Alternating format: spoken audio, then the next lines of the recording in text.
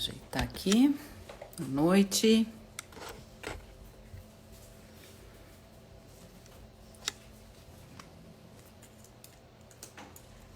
Esperando o pessoal entrar.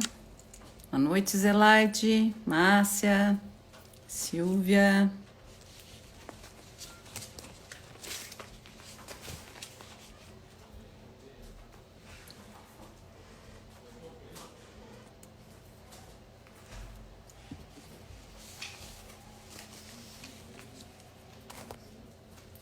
O som tá bom, pessoal? Só ver se o som, imagem, está tudo certo.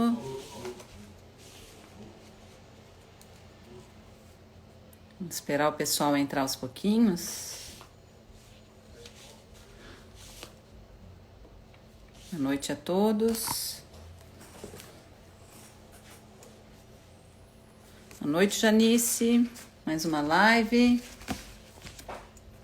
Márcia, como é que tá Criciúma? De Recife, ó, que bacana. Seja bem-vindo, doutor André. Cristiano, tudo bem, Cristiano? Edna, querida, Criciúma tá em peso aí. Oh, acho que vamos ter uma ótima live hoje com o professor Ney Maranhão. Obrigada, Janice. Aulas remotas por aí, na Unesc.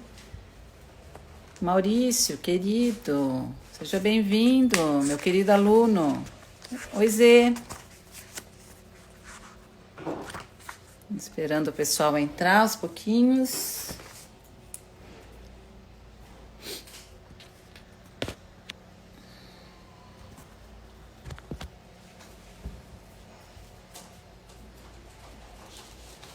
Tá friozinho aí, onde é que vocês estão? Vão botando aí de onde é que vocês estão, pessoal, para eu ver. Se tem mais gente aqui de Santa Catarina, gente de fora. Zile, querido, sempre presente.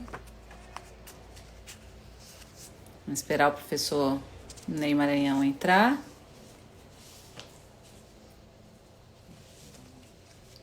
Vão sugerindo temas para lives, pessoal, que a gente tem algumas lives já propostas aí já. Amanhã, o assunto da live hoje são questões diversas, como teletrabalho e direito à desconexão, responsabilidade do empregador. São assuntos diversos de cunho prático, André. Vamos abordar questões mais práticas, né? Temos bastante teoria. Rose, tudo bem? Audiência sem gravação de depoimentos. Vamos ver se o professor Ney fala, Janice. Oi, Ana, minha filhada querida. Doutora Betânia, boa noite. Podem colocar aqui. Andressa, tudo bem, querida? Coloquem aqui assuntos que vocês queiram ver em lives. A gente já tem algumas programadas. Amanhã, os advogados trabalhistas têm aqui a doutora Cláudia Prudêncio, que é presidente da Caixa de Assistência aqui de Santa Catarina, para a gente falar do papel da advocacia trabalhista, que é importante também os advogados debaterem, né? Doutora Ângela, Felícia, boa noite. Patrícia, tudo bem? Obrigada. Vamos esperar. Hoje tem várias lives acontecendo, né, ao mesmo tempo. Tudo bem, Ângela? Não. O professor Ney chegou. Vamos ver se eu localizo ele aqui. Já vou chamá-lo aqui para a nossa live.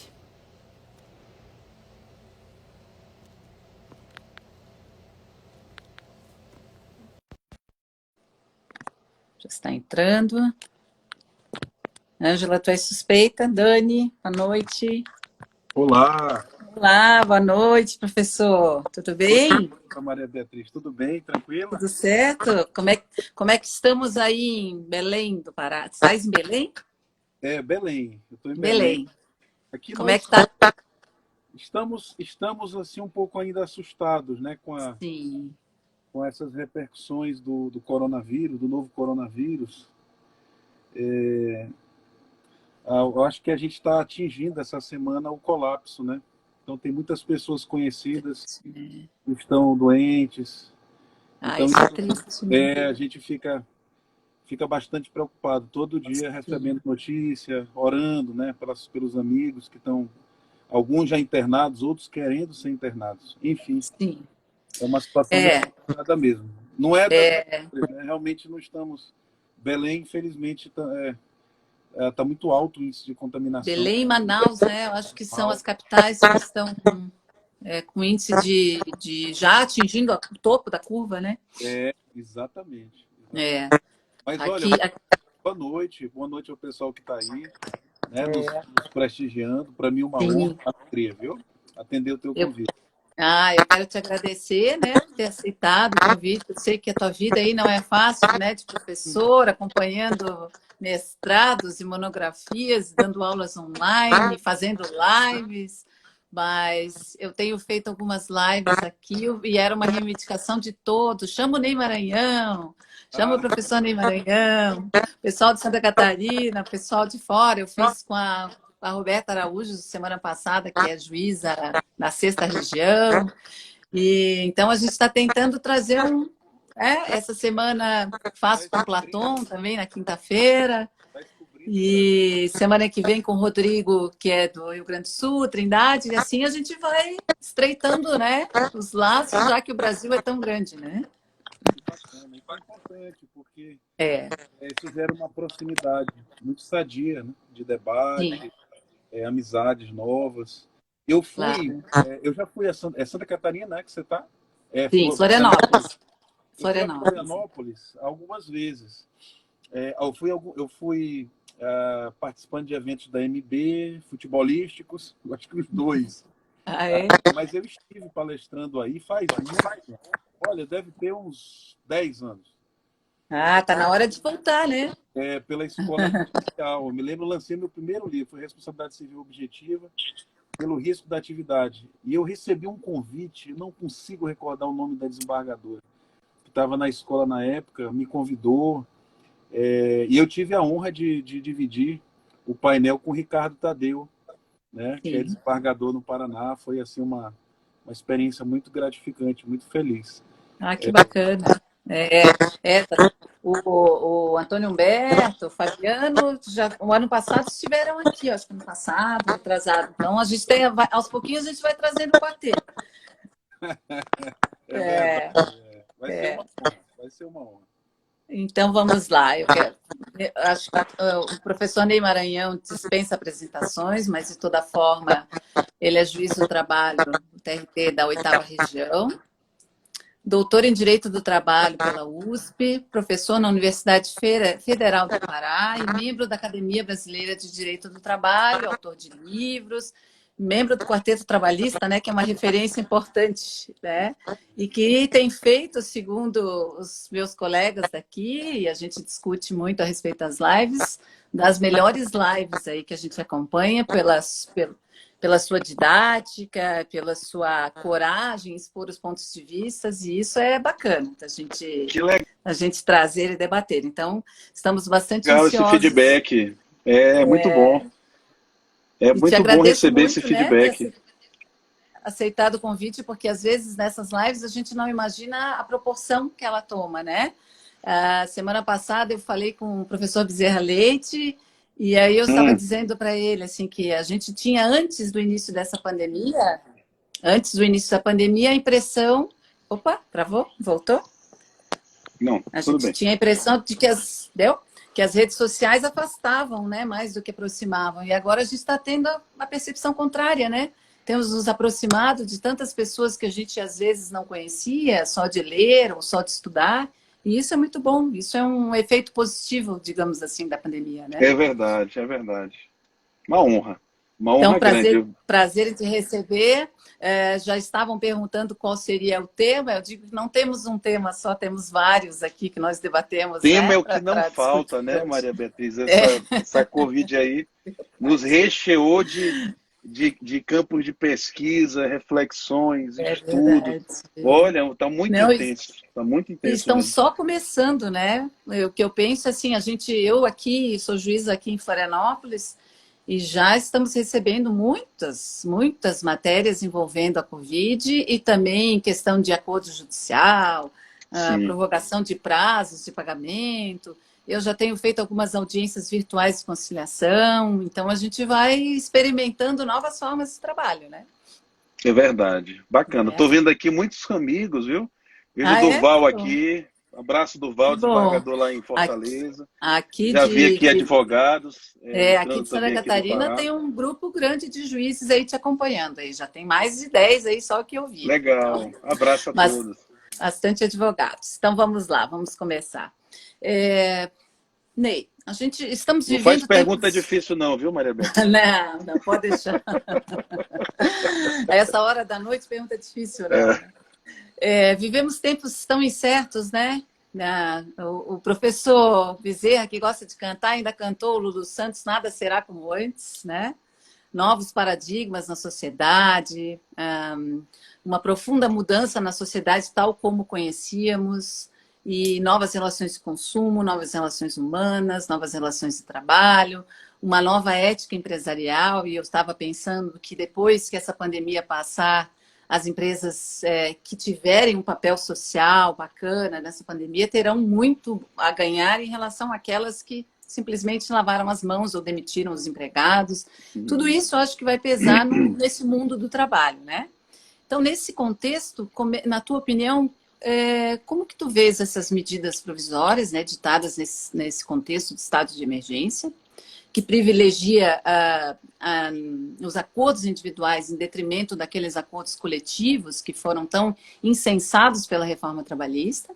E segundo ponto, se tu achas que essas medidas são adequadas ao enfrentamento dessa crise econômica que a gente já está vendo, que está ocorrendo e que vai advirar, gerando muitas dispensas e refletindo na justiça do trabalho. Queria que tu desse tua opinião. bom, é um tema bastante complexo. Demandaria aqui digamos assim, um preparo, uma acomodação e explicações que demandariam um tempo bem grande, tá? Mas vamos tentar resumir. Eu acho que a primeira coisa a se pensar, Maria Beatriz, assim, num campo mais amplo, seria nós não esquecermos que a normatividade ou o direito envolve necessariamente os fatos. E vou te explicar por que eu falo isso. Porque me parece que muitas das discussões ou reflexões que se propõem, a percepção que eu tenho é a de que elas são erigidas, construídas muito no campo da abstração normativa, no campo das disposições normativas. Né? E eu não sei se isso é um veso nosso, né, Beatriz, mas nós, como magistrados, existe, ao longo da nossa carreira, se há algo muito marcante, é essa tensão perene que nós vivenciamos no dia a dia entre o mundo dos fatos e o mundo do texto normativo. Então, quando a gente pega um caso concreto, e naquele caso concreto a gente experimenta as dificuldades de você julgar, né, e que você percebe que o texto normativo ele é uma moldura que não se encaixa naqueles Não fatos, né? contempla, né? Você E não isso é bem comum, né? Isso é muito você comum, é. você não consegue, isso é o texto normativo, ele é uma vestimenta padrão. Sim. Geralmente, Beatriz, o texto normativo, quando eu falo texto normativo, eu estou falando de disposições legais e também convencionais, né? Uhum. Digamos assim, tanto a fonte autônoma quanto heterônoma, ou seja, a lei propriamente, as normas coletivas, que é mais próximo da gente. Então, quando a gente vê o texto normativo, ele é inspirado nos fatos. E mais ainda, ele é inspirado nos fatos provavelmente pretéritos. É Uhum. exatamente a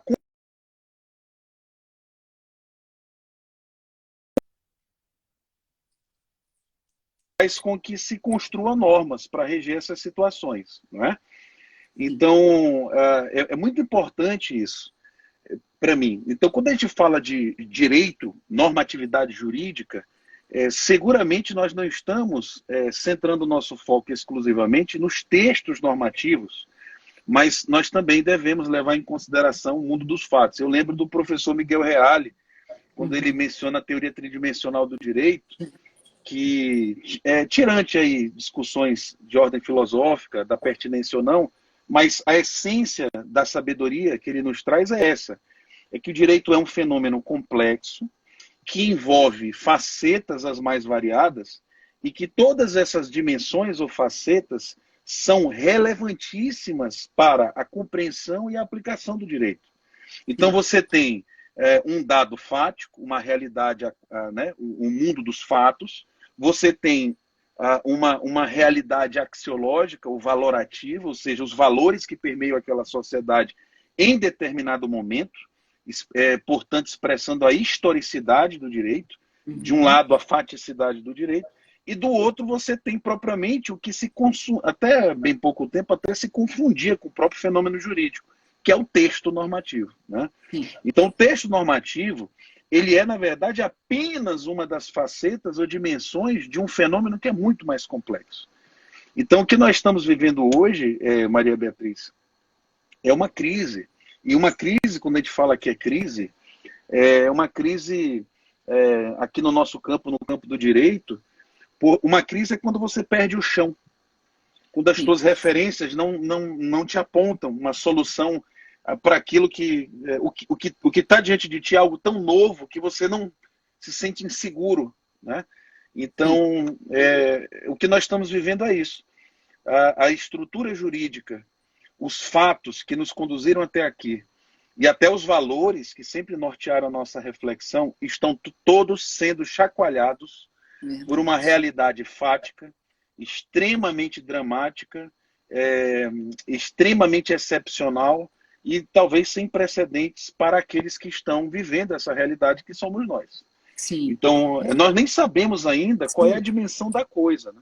Verdade. Então E a nós nem gente nunca sabemos tinha ainda. enfrentado isso, né? Na realidade, Isso, não. Os nossos paradigmas e parâmetros foram todos derrubados, exatamente como tu falaste, não O que temos. nós estamos vivendo é literalmente uma tsunami, destruindo as estruturas de segurança que nós tínhamos no campo da normatividade jurídica. Veja, Maria Beatriz, que mesmo no campo da juridicidade textual, normativa, não é só o que nós criamos a título de direito para regrar uma vida boa, uma vida justa, que está em colapso. Mesmo as redes protetivas que nós criamos para momentos de incerteza e de crise, isto não está nos servindo. Isso está muito claro, eu tenho dito nas lives, quando nós visualizamos uma movimentação multiforme de reestruturação e repensamento do direito, inclusive dos aspectos que foram criados anteriormente para reger situações calamitosas. Veja o caso do direito tributário, né? Veja o caso dos limites de teto de gasto público. Veja o caso, né? então tudo. Toda a nossa legislação. Né? Na realidade, o aspecto trabalhista é uma faceta do resto, sim, né? Do restante de tudo. É preciso compreender isso. Às vezes as pessoas levantam, mas, poxa, estão rasgando a Constituição, no artigo 7º, inciso 6º, lá prevê expressamente a negociação coletiva. E aqui eu já vou entrar na segunda pergunta, então, que a gente tinha mais ou menos, né? Que foi a decisão exatamente do Pleno, já que tu já tocaste no assunto. A gente teve uma primeira liminar que deu uma chacoalhada geral, né? Eu me lembro. Eu ganhei até uma aposta com uma colega que está aqui, a Ângela, porque a gente fez uma live e a Ângela enalteceu aquela primeira liminar e eu disse para ela, vai ser derrubada pelo Pleno, vai ser cassada. Ela disse, eu aposto que não. E no final foi cassada, né? Pois é. Como tu viste essa primeira liminar, aquela segunda que rejeitou os embargos, mas que acolheu, né? Porque rejeitou, mas acolheu no mérito. no que tange a questão exatamente da irredutibilidade salarial e da negociação coletiva. Pois Houve é. esse arranhão à Constituição ou isso é justamente esse novo estado de coisas que tu estavas mencionando? Essa tsunami. Exatamente. Exatamente. Então, veja, até as regras mais inflexíveis que nós tínhamos no direito, que são as regras de contenção de gasto público, foram Sim. flexibilizadas por decisão do Supremo. Então, quando você vê um ministro do Supremo flexibilizar regras de contenção de gasto público, justamente para não atingir a lei de responsabilidade fiscal, você vê que a situação realmente é diferenciada. E essa é uma realidade que se impôs, inclusive, no mundo trabalhista. Então, essa dramaticidade, essa contundência dos fatos, Beatriz, exigiu, com certeza, um esforço muito grande de regulação jurídica.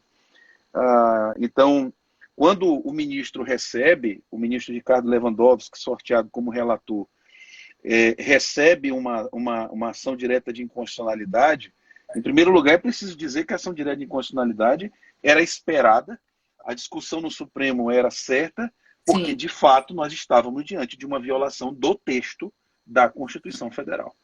Então, o Supremo Tribunal Federal deveria se manifestar como o órgão, né, como a entidade máxima de proteção, cuja atividade princípio é a proteção constitucional. E não tenho dúvida, era um debate muito difícil. É um hiper hard case. Aquilo ali é um hiper hard case. Mega hiper. Não é simples, não é simples. É isso que eu te disse. Não é simples dizer o texto constitucional diz que tem que ter negociação coletiva, porque os fatos, a meu ver, a meu sentir, demandavam uma reflexão séria a respeito da viabilidade da aplicação concreta desse dispositivo. Não é simples. Tanto não é simples que o julgamento foi histórico.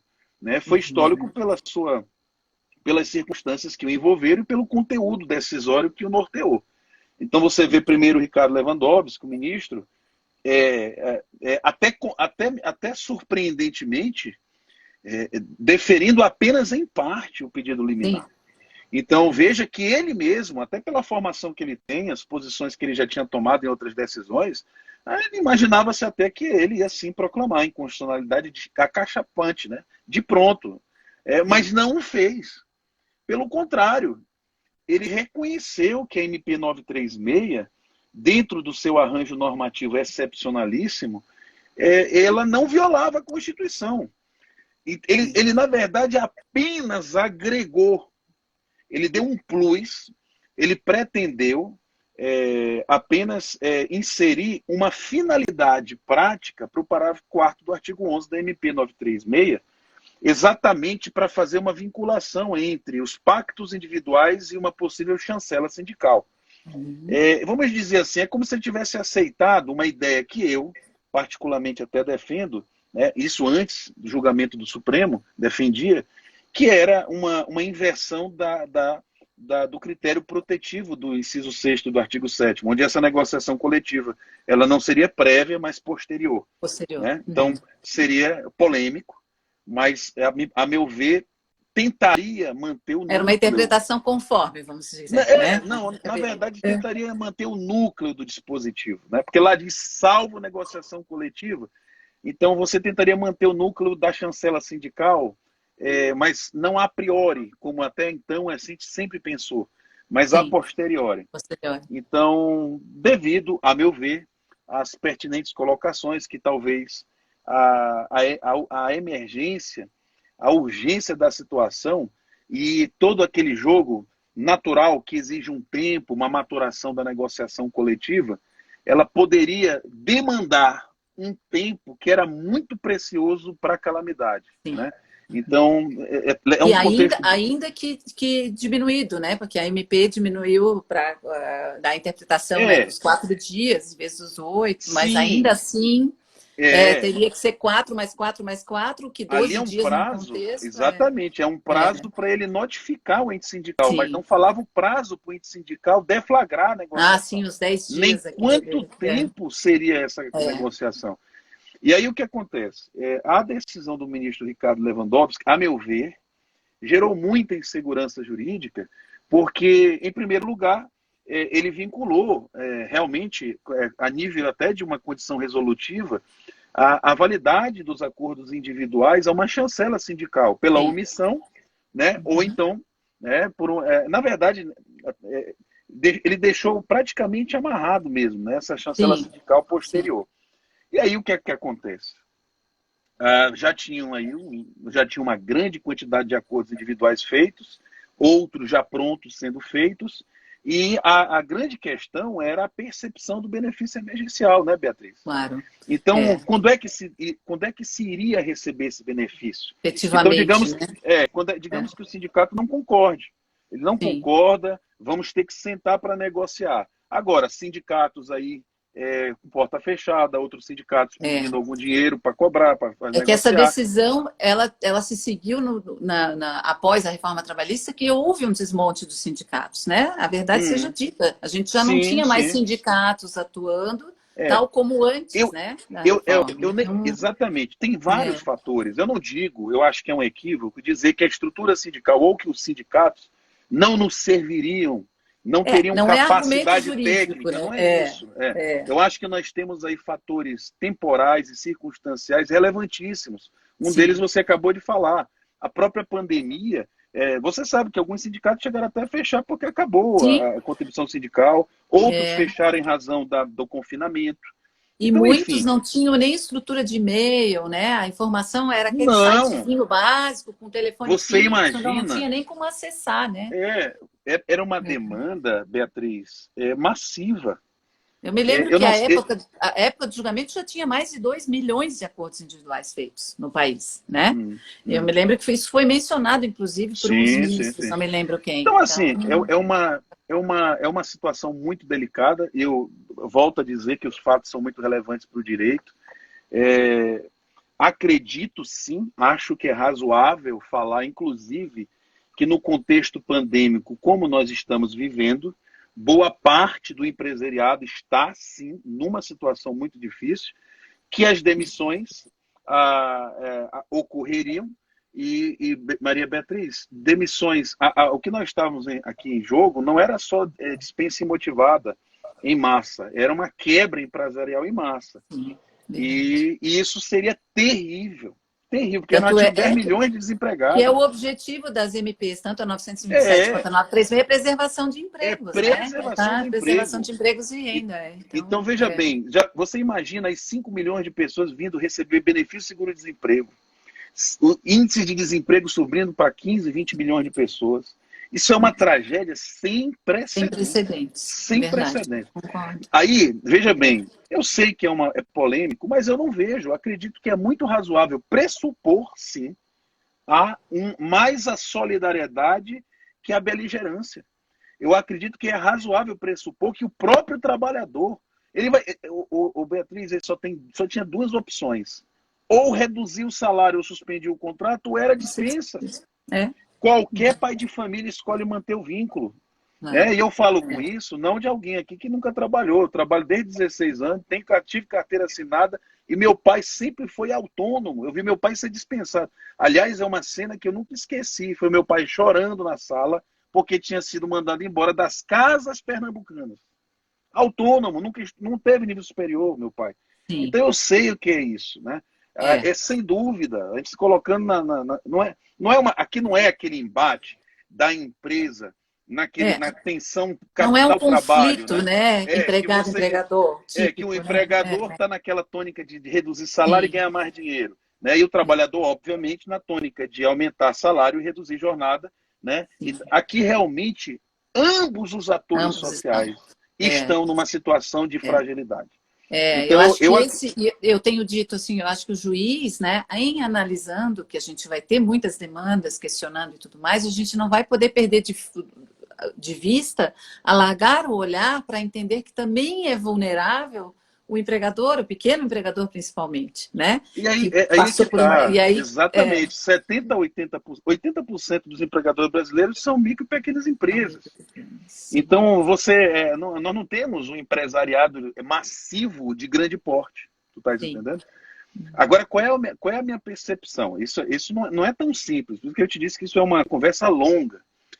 Eu acredito eu acredito, e essa é a minha tese, é a tese que eu, juridicamente, sempre eu tenho colocado, é que o arranjo normativo da 936 atende, nessas circunstâncias específicas da pandemia, o mínimo do texto constitucional. Eu vou te explicar por quê. Quando a Constituição fala em negociação coletiva, ela pressupõe uma proteção. Ela pressupõe, portanto, que aquele trabalhador, individualmente falando, ele não vai estar sujeito às ingerências do capital voraz de ganhar cada vez mais dinheiro. E aí o reveste de um manto protetivo e atribui a um ente. Esse ente ganha um protagonismo muito relevante na Constituição de 88, que é o sindicato.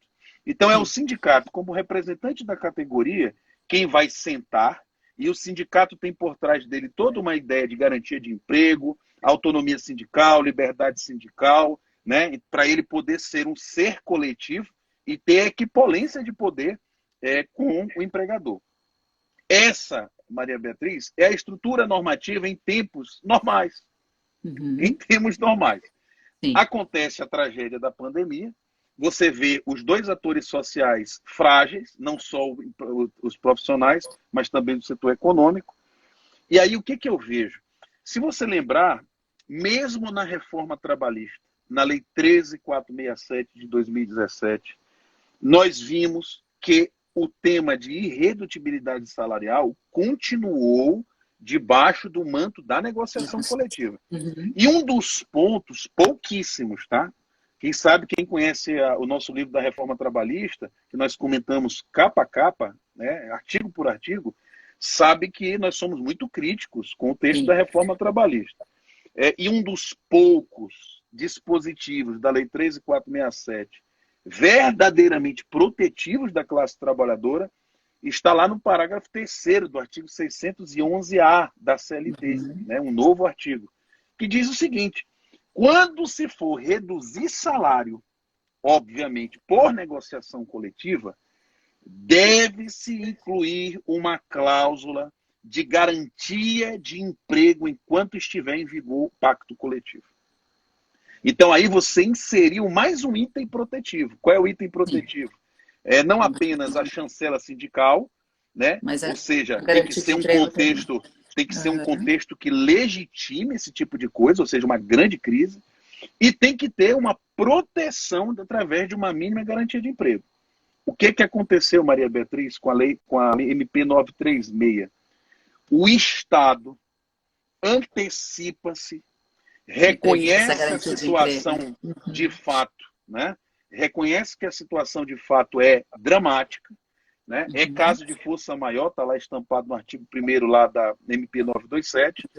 E aí esse Estado vem e se antecipa dizendo o seguinte: eu vou compensar, ainda que em parte, esses prejuízos da redução de salário, através de um benefício emergencial.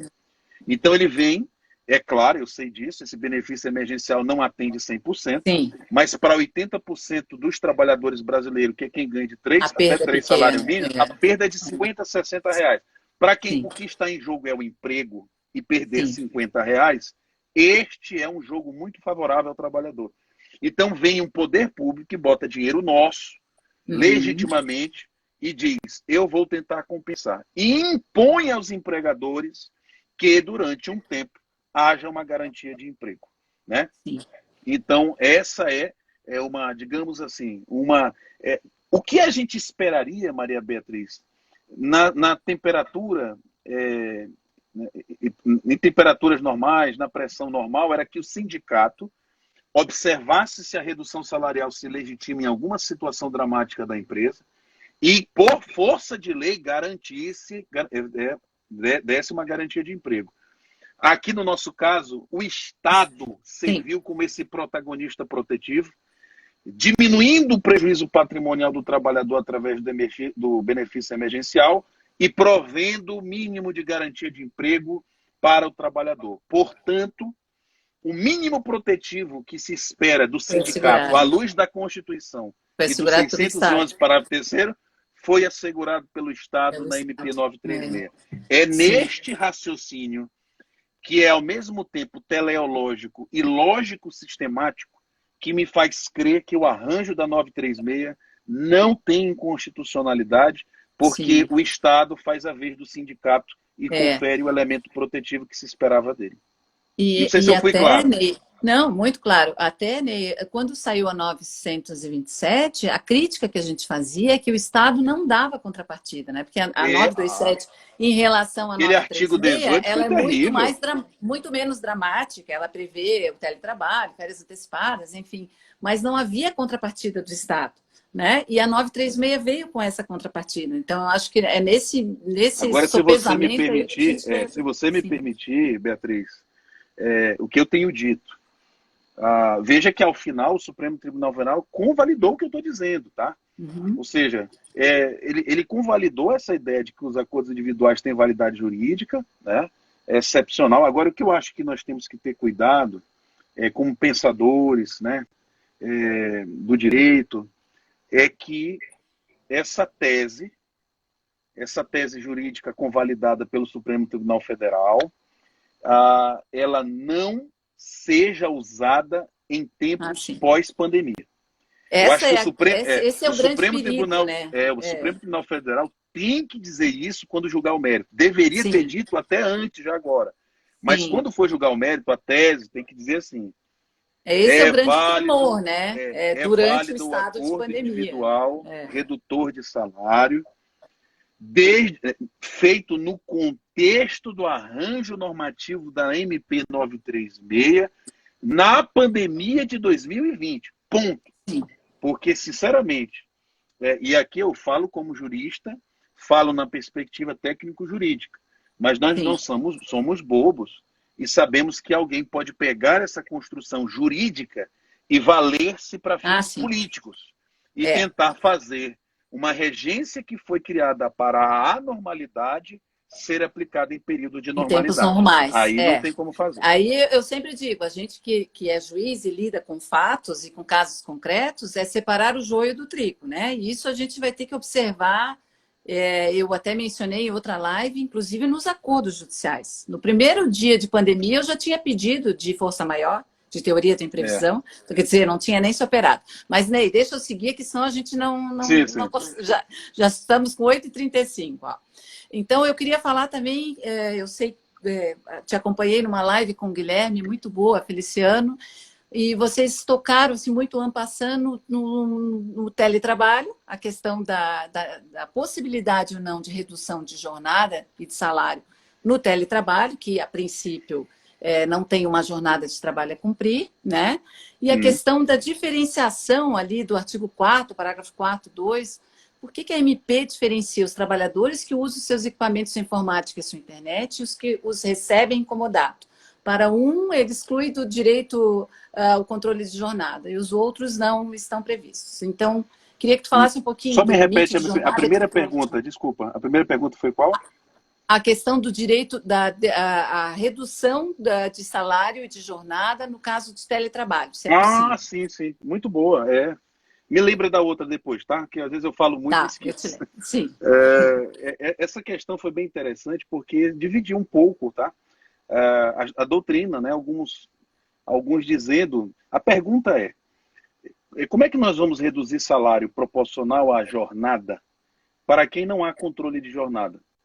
Que é o caso do teletrabalhador. Então, só recapitulando aqui, nós sabemos que com a Lei 13.467 foi inserido lá um inciso novo, lá no artigo 62 da CLT, de maneira a dizer que os teletrabalhadores estariam incertos nessa cláusula excepcional de duração do trabalho, né, da CLT.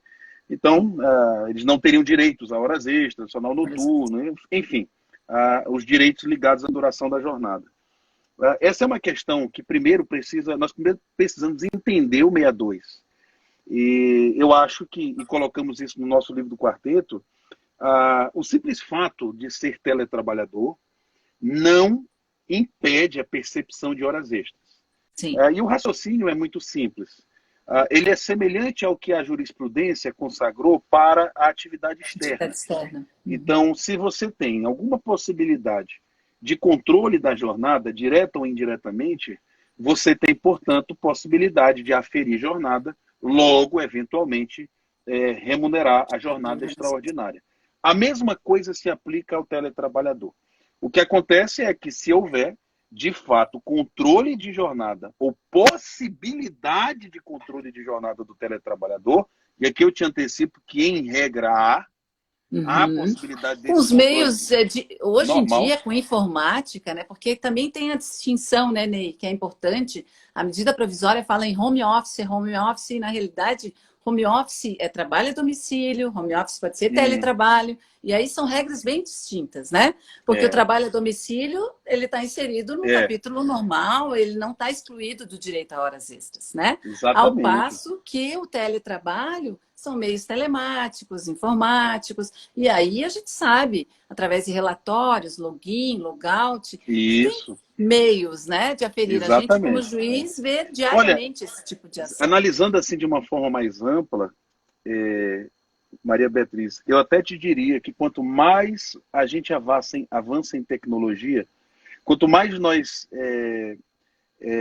submergirmos na sociedade digital, mais obsoleto ficará o meador da CLT. Sim, com Porque, certeza. né, os Eu já, eu próprios... já, eu já Todo tenho caminhão tem um notado GPS. isso no dia a Todo dia, né? caminhão tem um GPS. Atividade externa, raras vezes a gente chega e diz, não, atividade externa não dava para computar, né, a hora, no dia a dia. Exatamente. Mas Então é possível controlar sim. eu Agora, acho que sim, né? Agora, é, se é possível controlar essa jornada, é possível a redução.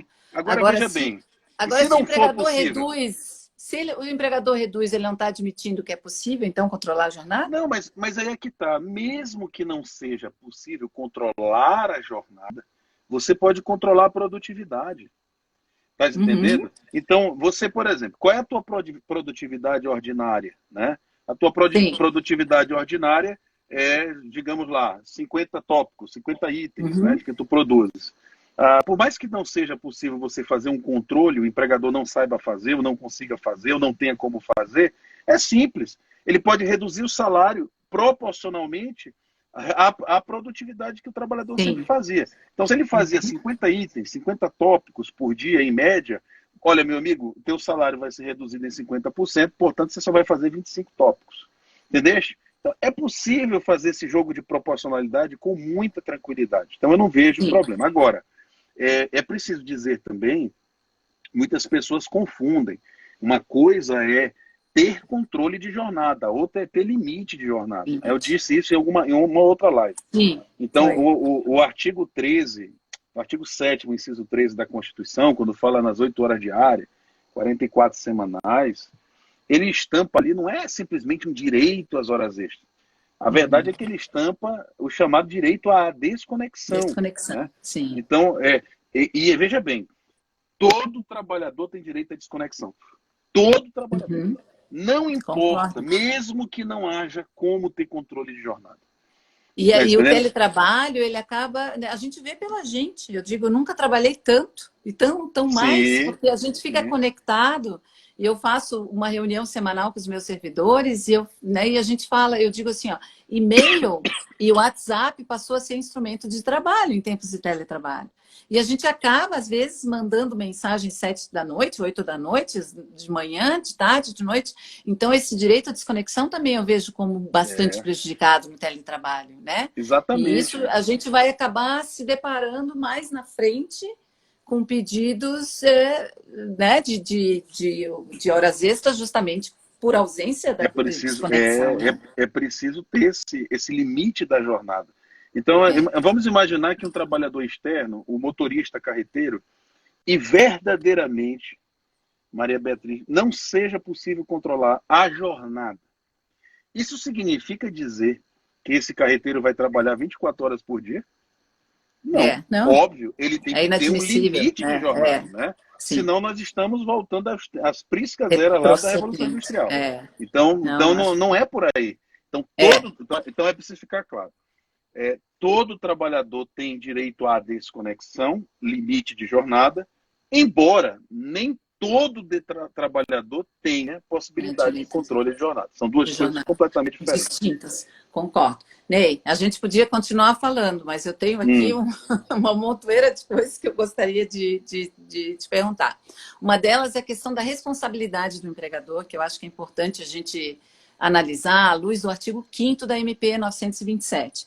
Esse artigo é aquele que suspendeu por 60 dias os exames admissionais, os exames periódicos, mitigou várias normas de saúde e de medicina do trabalho, né?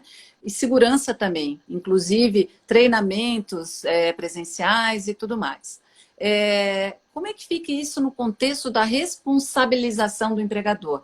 E aqui eu penso assim, num caso concreto, por exemplo, um funcionário que trabalhava em atividade de risco e teve suspenso um treinamento que era importante para que ele aprendesse como agir, como proceder, sofre um acidente de trabalho e depois vai em juízo e pede danos morais, danos materiais, enfim, em função desse acidente de trabalho.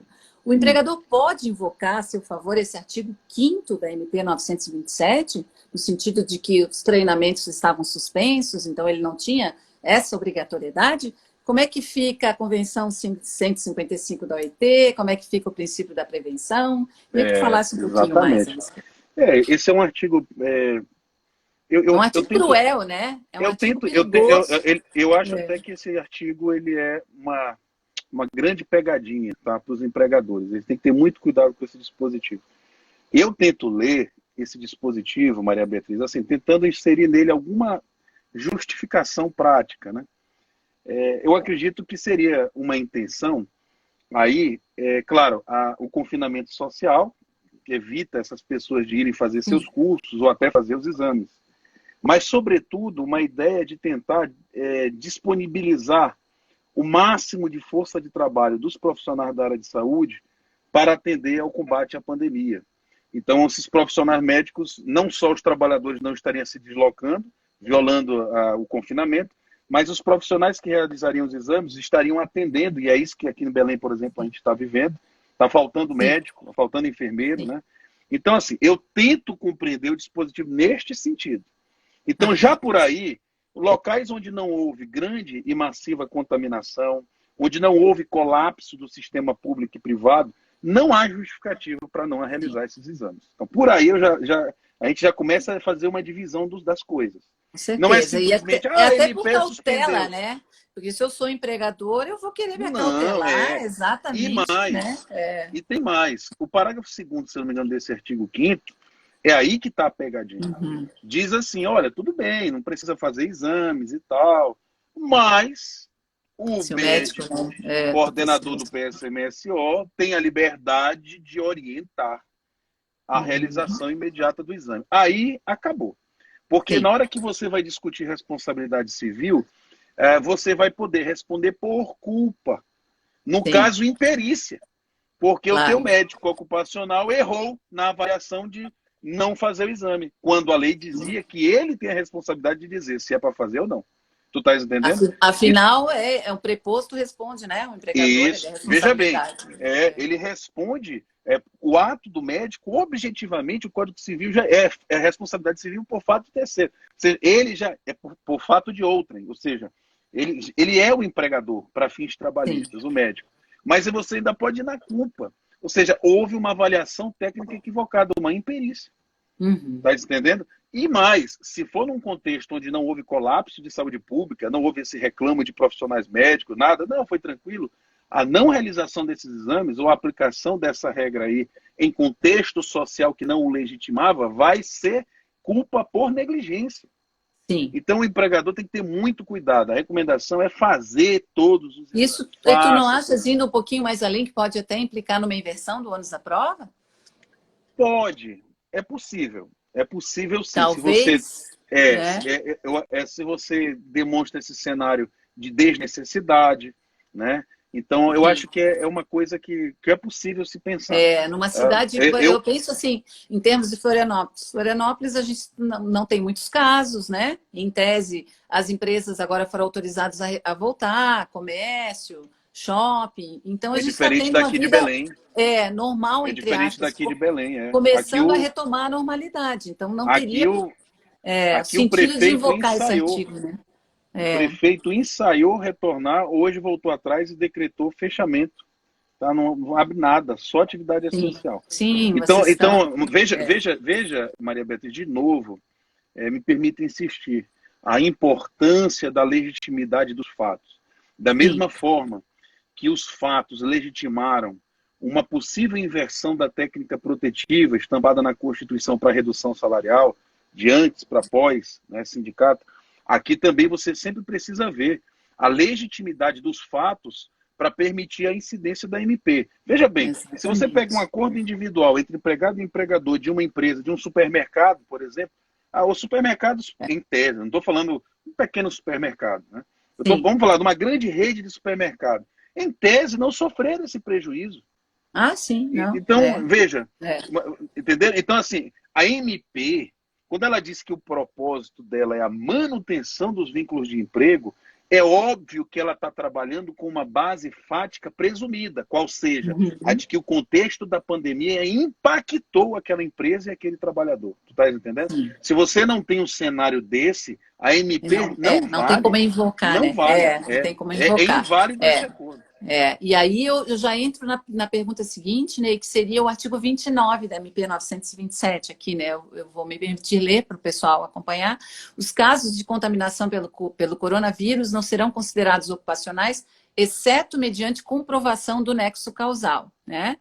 Esse artigo, tu entendes então que ele criou uma presunção contrária? A gente sabe que o coronavírus ele tem uma alta transmissibilidade, né?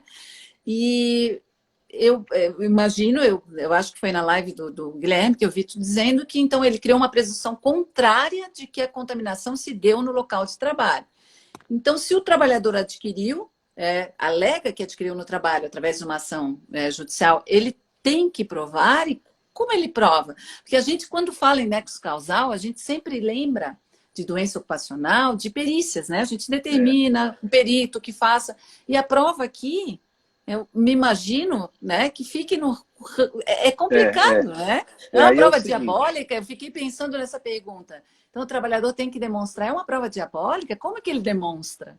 aí é o seguinte, primeiro, esse artigo 29 da MP 927 fixa uma presunção relativa de caráter não ocupacional da Covid-19. Uhum. Essa disposição é muito razoável. Veja que no artigo 20, parágrafo 1º da Lei 8.213, de 91, já se dizia, mesmo antes do cenário pandêmico, há muito tempo, que em doença endêmica Endêmicas, já não é doença do trabalho, que dirá Uhum. da pandêmica, que é muito mais E, amplo. e aí não precisaria nem esse 29, né? Que a gente já Não, não tinha uma precisaria. regulamentação, né? Não precisaria. Mas eu acho relevante porque traz uma segurança jurídica para o Para empresariado. evitar a discussão É, se endemia, é, pandemia, né? Já Porque, de começa por aí. fato, se você pode pegar o vírus em qualquer lugar, por que você vai presumir que vai ser no trabalho? Tá? Sim. Em regra, presume-se que não foi no trabalho. Então, o regramento é razoável, justo, a meu ver. Agora, você faz uma pergunta boa. Como é que se prova nexo causal disso? Nós somos acostumados a fazer perícia quando envolve elementos biológicos para fazer constatação da existência do elemento, do ser vivo. Né? Sim. Então, o máximo de perícia médica que o proveito de uma perícia médica, no caso, no máximo vai ser constatar se houve ou não contaminação pelo novo coronavírus. Agora, uma perícia desse porte não tem condições técnicas de dizer aonde houve essa contaminação. Onde houve a Né? contaminação. Ela pode até dizer que aquele tipo do coronavírus é de uma cepa da Europa, ou não, é uma da cepa da... Mas veja, como já há uma declaração oficial de contaminação comunitária, não tem como presumir onde foi. Então, esse é um problema. E aí, Beatriz, é preciso a gente, então, partir para uma distinção que é muito importante, que veja bem, o nexo de causalidade nem sempre ele é naturalístico, nem sempre ele é físico, newtoniano. Você precisa ver, provar, mostrar. Você está entendendo? Probabilidades, Então, né? você tem nexos causais naturalísticos, aqueles que a gente faz quando faz o exame do ouvido, né? Você vê a estrutura orgânica maculada, né? Você vê se a pessoa tem ou não problemas de coração, se aquele vírus está nela. Mas você tem outros nexos causais que são chamados nexos causais normativos. Eles não são naturalísticos, eles são jurídicos. São presunções. Né? Sim. Então, isso não é uma coisa nova, não, tá? Quando a gente estuda a responsabilidade civil, em geral, você sabe que o pai, né, a pessoa que está com a guarda da criança, responde pelos prejuízos que a criança causa. E veja, naturalisticamente, uma omissão não determina um fato. Né?